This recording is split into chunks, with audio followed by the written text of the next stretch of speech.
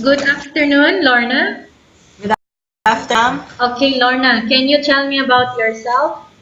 Yes, ma'am. I'm Lorna Castel, 40 years old, separated, and have 4 kids. Okay, I have a few questions for you to answer, Lorna, so let's start. Yes, ma'am. Why do you want to work as a maid? I want to earn a salary for my children Why you choose Malaysia when there is a lot of other country? because I know Malaysian people and Filipino people are the same, ma'am. Kind people. How are you qualified for this job? I'm qualified, madam, because I'm hardworking, um, patient, and willing to learn. May I know what your educational level is? I graduated as a 2-year computer secretary, madam. What was your recent working experience? Um, I work as a bagger in Rombi, Philippines, madam. Have you worked abroad before? Yes, madam, in Qatar. Do you have experience of taking care of baby? Yes, ma'am. Whose baby are you taking care of? I taking care of 2 children, madam. One is 4 years old and one is 2 years old. Okay. And who was that baby? Children? Two girls, madam. Okay. That was your employer before? Yes, ma'am. Okay. How about elderly people? Um, I experience only here in the Philippines, madam, only in my grandmother. Okay. Do you have any other special skills? Yes, ma'am. Like? Like washing clothes, ironing clothes,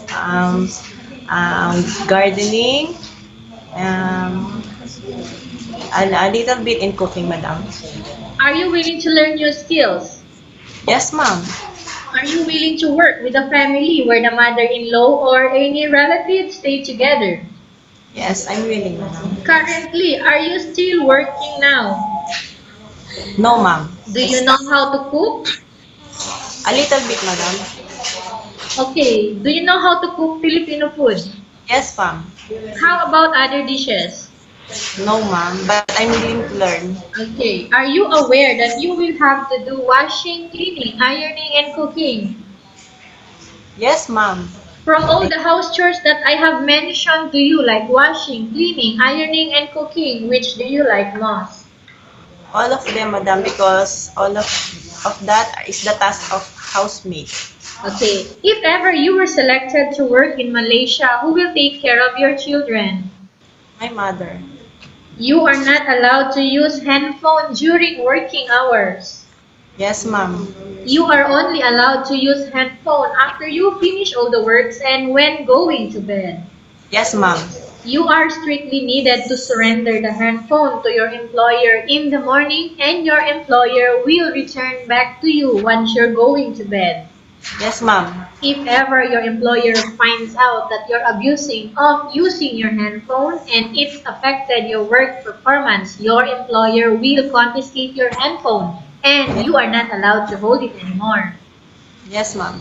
Instead, your employer will allow you to call to your family 3 times in a month.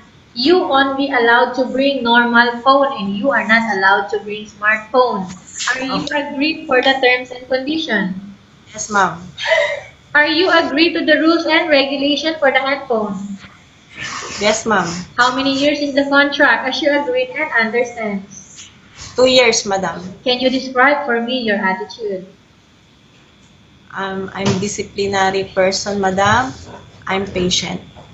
How can you assure to us that you will work hard in Malaysia? I will assure, madam, I will manage my time to finish all my work. Can you promise not to use the telephone without the permission of your employer? Yes, madam, I promise. Can you promise not to put on makeup but to dress properly while work? Yes, ma'am. Can you promise not to invite friends and relatives without the consent of your employer? Yes, ma'am. Can you promise not to ask for advance salary from your employer under any circumstances? Yes, ma'am. Do you really understand of the rules and regulation of the agency? Yes, ma'am. Do you pay any placement fee for you to come to Malaysia to work as a maid? No, ma'am. Do you have any history of sickness, breast cancer, or any other illness? No, Do ma'am. you smoke? No, ma'am. Have you undergone any operation before? No, ma'am. Are you medically fit or are you fit to work? Yes, ma'am. Are you in any medication right now? No, ma'am. Are you allergic with any food? No, ma'am. Are you prepared to work for the employer of different races? Yes, ma'am. Are you prepared to eat the type of food taken or given by your employer? Yes, ma'am. Are you afraid of being left alone in the house? No, ma'am. Are you afraid of dogs or other pets? Yes, ma'am. What kind of pets? Big dogs, madam, and the other animals. Okay. Other animals like? Like endangered animals, madam, like the not ordinary animals, madam. Okay. Can you promise? Okay. Can Not you ordinary animals at home, madam. at home? Okay. Sorry. All right. Can you promise to work according to instruction from your employer? Yes, madam. Do you have any family members working in Malaysia? No, ma'am. Okay, we have finished our question section. Let's proceed for case study. I have a Yes, case study for you, Lorna, and I want you to respond truthfully. yes, ma'am. Upon arrival in Malaysia, within 6 months only, if ever one of your family members passed away, what will you do? I will stay, madam. Okay, so what will you tell to your employer? I will tell them to only if they allow me to call them to know what happened, and they I will ask their permission to talk to my family. Okay, any help would you give to your family members who passed away? I will send them money, madam. Okay, so if in case your employer is watching you right now, what do you want to tell them? Um, so my employer, I'm Lorna Castel, 40 years old, separated. I have 4 kids, and I'm a hardworking person. Um, I'm willing to learn, and I'm a very patient. Okay, thank you very much, Lorna. We will update to your agency if there is any selection made by the employer. Yes, madam. Thank you.